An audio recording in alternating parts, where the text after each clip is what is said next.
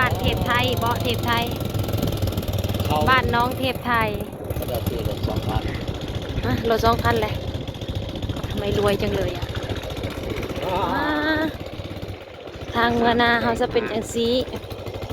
ว่าน้องเทพไทยสปนังค่ะน้องเจ้าบ่ไปทางมาผักดีอยู่มันกับบริลมเพื่อนใหม่เห็ดทาง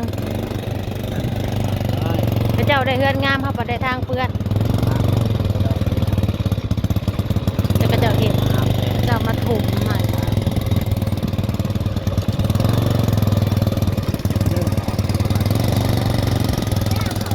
สบายดีป่ะลุงถือดีๆโทรศัพท์ใส่กระตา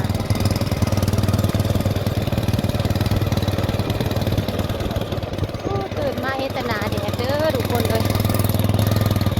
สบายดีจ้าพี่น้องเอฟซีทุกท่านเด้อ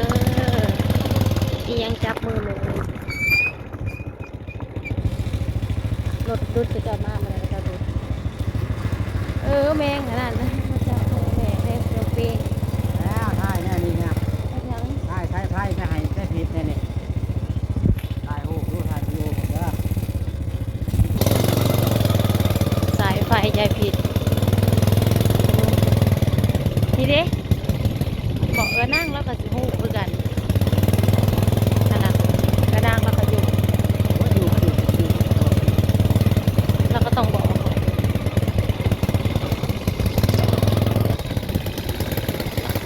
คนแล้วแหละสายไฟถึงก็ออกวัวจึงเอายุ่งกินแก้มน้องเทพไทยเด็กแหลม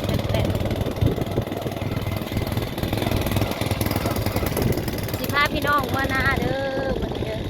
ตอนที่เขามานอนบ้านเพื่อนเขามานอนบ้านแล้วก็ตื่นเช้ามาก็ขี่รถเฉลงออกนะพี่น้องมาปลูกตัวดินกับพอมีพ้นโหยกับสิบอยากออกแล้วบัดนี้เราสิแส่ซะก่อนเราหวานเดิงบ่ได้เลยนะเราจนออกเขาเราแต่พ่อเฮาน่ะบอกออกไวเนาะเฮาหวานช่วงของเฮาน่ะออกไวขณะเขียวบ่เลยน่ะหน้าเขาเจ้าออกเขียวบ่หน้ายายตุ้ยก็เขียวบ่เลยมันก็สิพร้อมกันนั่นแหละพวกนี้หวานใส่เห็ดกระบุนตุ๊กออกบ่ง่ายเด้อันนี้คือช่วงของเฮาน่ะพอดีเป๊ะเลยเดี๋ยวสิพาลงไปเบิ่งอันเข่าพี่น้องเอ้ยออกบ่เลยเด้น่ะเขียวบ่เลยเด้น่ะเขาน่ะเบาห้ำก็ออกเลยว้าวเขาเบาห้ำก็ออกเขียวงามมะลีมื่อนี้เห็นใบเลยเพราะว่านี่เป็นแบบติ่งมันออกคักอะลีพี่เบี้ยหยานะบ่มีอะไรนะเบี้ยหยาเต็มอยู่เบี้ยหยานะ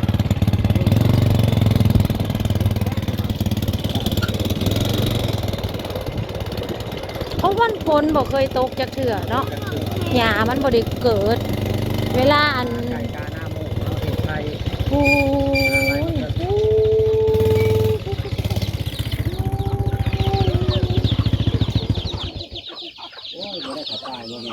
เอาของเจ้าบ่ได้ไปเอา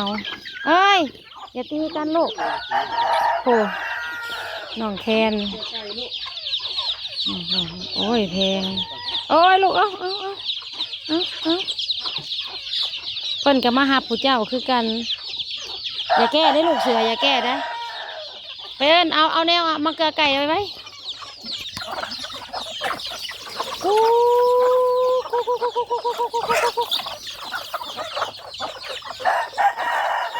จะได้สั่งให้น้องดาวเอาอัน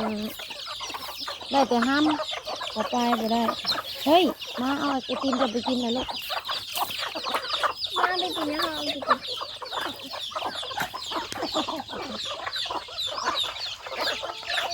เริ่มใหญ่เป็นแสเป็นสาวหมดเลยเด้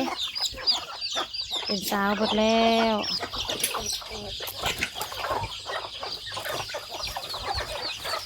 อย่าตีกันลูกอย่าตีกัน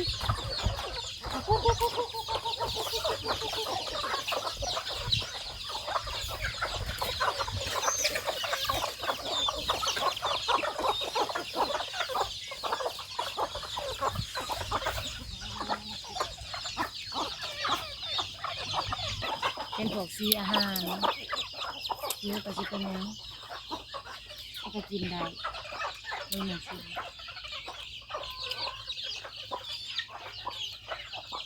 อะไรเนี่ย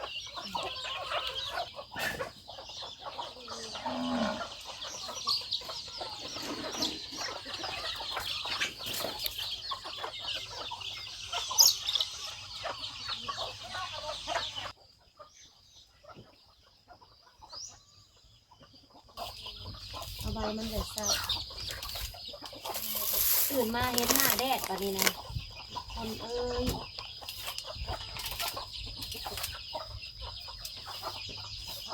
หอดหายหอดหน้าแล้วยังท่านได้เรียกอยู่แดดโอ้ยคอยก็ได้คือรักทะเลมากใครทำคอยฉันหักนะมอดกินบ่ แดดมากเลย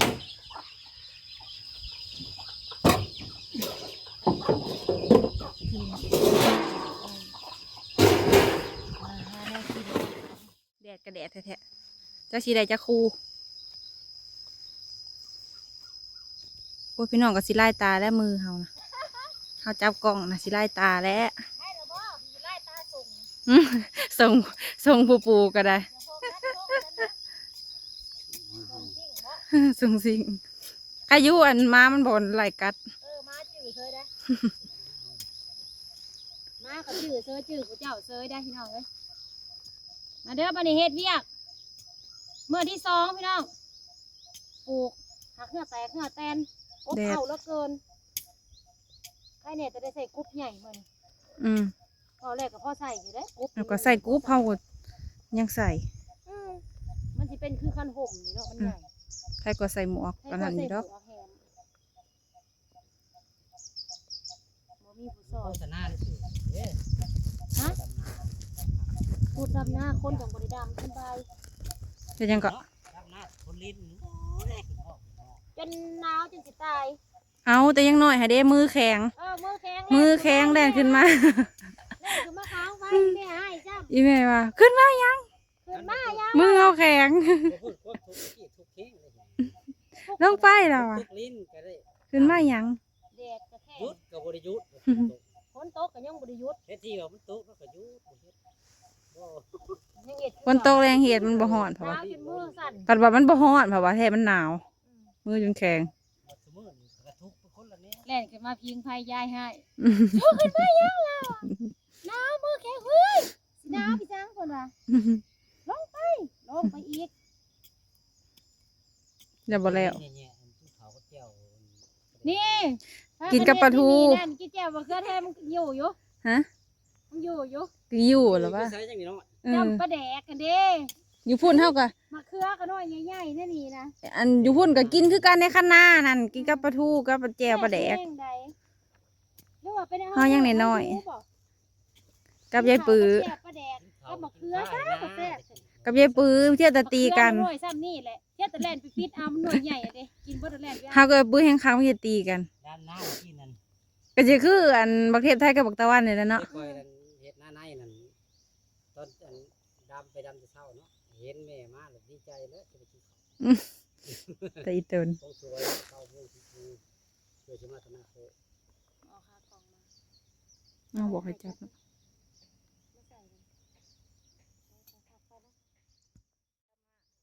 ีผัวบ่แม่ทีเดี๋ยวจะยังดราม่า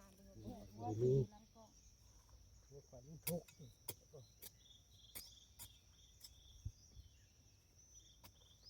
มีพวกกระเป๋าบ่มีเหลือบ่เห็นผัว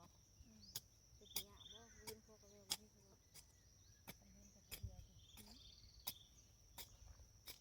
บางคนก็เห็นแต่เขาได้บ่ฮู้แล้วผัวเช้านั่นกินเที่ยวกับเช้าลาวเฮ็ดกินคุ้มตักกินกับไผนี่กล้องกับปากคนกินกับบ่เห็นเฮ็ดผู้เดียวกินผู้เดียวบ่ได้สอนผู้ใดโอ้มีที่ใส่เจ้าจะหมูจะมีอยู่มีแมวตัวหนึ่งเป็นหมูละเป็นแมวตัวหนึ่งอยู่น้ำลาวไม้เอาละมันเพื่อจะเล่นเขาว่าจะเปิดก็ มีเอฟซีน้ำเขาเดี๋ยวมีเอฟซีน้ำเขา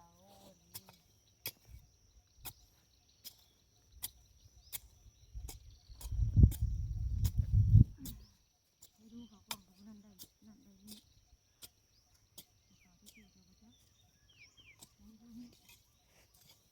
หนังชั่วโมงโลกโซเชียลก็มีอิทธิพลหลาย ขนาดหมอลำบ่ได้เงินยังได้เงิน ไผละว่าเนาะลำบ่ได้เงินละโพสต์ลงละมีคนใจบุญขอ แล้วพี่ผู้ใหญ่ใจดีซอย เออ ได้ร้ายกว่าค่าโต สามปีเนาะ เล่นเสื้อก็ได้คนละ5 เซน เ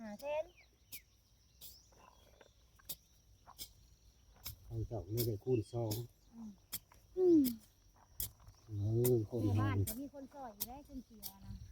คนเฮาก็ 15 ล้านรับไปมอบให้มื้อนั้น คนเฮาก็คนรวยหลายใจดีก็หลาย แต่ก็อ่อนอยู่เฮาก็ เขา มีเงิ จะ นซอย ขายได้เขาอยากก็ หายได้เนาะเฮาก็สิซอยคือกัน บุญบารมีเขาเจ้าขนุนส่งเขาเจ้า แห้งขึ้นแห้งได้ ยิ่งได้คือไปตื่น ซอยหมู่ สอนหมูเนาะย่างหมูคือก็ซอยมันก็เป็นบุญเขา ซอยคนนี่แห้งได้บุญหลาย คนทุกคนบ่มีน่ะเวลาเขาได้รับจากเฮาดีใจได้ซ่าเฮาดอก เห็นบ่พ่อใหญ่แม่ซื้อแจกอยู่เบิดปี ถ้าสะอ่อนเล่าเพียง จักเอาเงินมาจะใช้ซื้อเขาอ่ะโอ้มันก็มีหมองไปหมองมาเด้เรา ผมยัง ประสันได้สิมีผมเงินซื้อเรา แต่ฉันได้สิ ซื้อ มีเงิน แจกอยู่เบิดปีแล้วก็เพราะจะเนื้อหอดไก่จะไก่หอดเนื้อ ก็ได้คือกันแต่เขาไม่ได้แจกซื่อๆเนาะได้มาแล้วเขาไปให้หมู่อีก ได้น้ำยอดวิวเขาก็ยังได้ก็ได้น้ำผู้บริจาคต่อ ผู้บริจาคก็มีเสื้อผ้าหนาแพร คือนั่นนี่ไปปล่อยเด้อเขาก็เอาเงินหาย เงินคำก็เจ้าเขาใหายเขาก็ไปบริจาคต่อ โย่มือหนึ่งเป็นแสนอยู่เนาะมันก็พอเห็นอยู่แล้ว มาใส่กุดนี่ก่อน เป็นแม็กคุกขาด เขาก็สิย่านตัวเขาเจ้าเรียนกุกป้าคอยสิซื้อ แต่ตัวแต่ตัวมาแต่ตัวกุกกดขาดแต่ว่า เขาจะกระเจ้าเขาก็สิย่านจ้ะ สิไปใส่ชื่อซอย สิซื้อซอยก็ แล้ เขา วก็ ก็สิ น้ำมา ว่า เดือนหมดเลย สิมีเงินซื้อซอยอยู่บ่สิว่าได้นอนแล่นเท่านั้นแหละว่าพี่บ้า เป็นแม็กคันคนบ่เคยเห็นก็สิเป็นตาย่านคือว่าคือที่เฮาผู้เบิ่งโซเชียลเห็นแล้วก็จื้อแล้วเนาะ เขาซื้อก็เจ้าบ่เคยเบิ่งโทรศัพท์ก็เจ้าบ่สิกล้าหยุดซะบ่หยุดถึงว่าเดือเขาสิจับเขาขายเป็นเลขขึ้นรถทันทีซะมันก็มีหลายแบบหลายแนวเนาะคุณคือเด็กน้อยกะ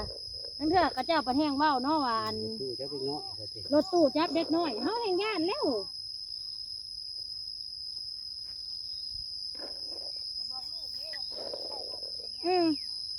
คันมีไผเอาข้าวต้มขนมให้ก็อย่าเอาเด้อบอกเขาไว้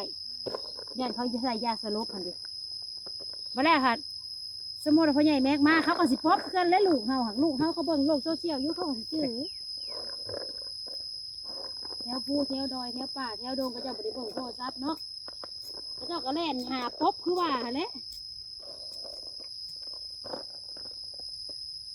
น้ำหดเพื่อน อืม ได้ยังกับคนยังได้โคมไปใต้กบ สิซื้อซอยก็บ่ซื้อได้ยะ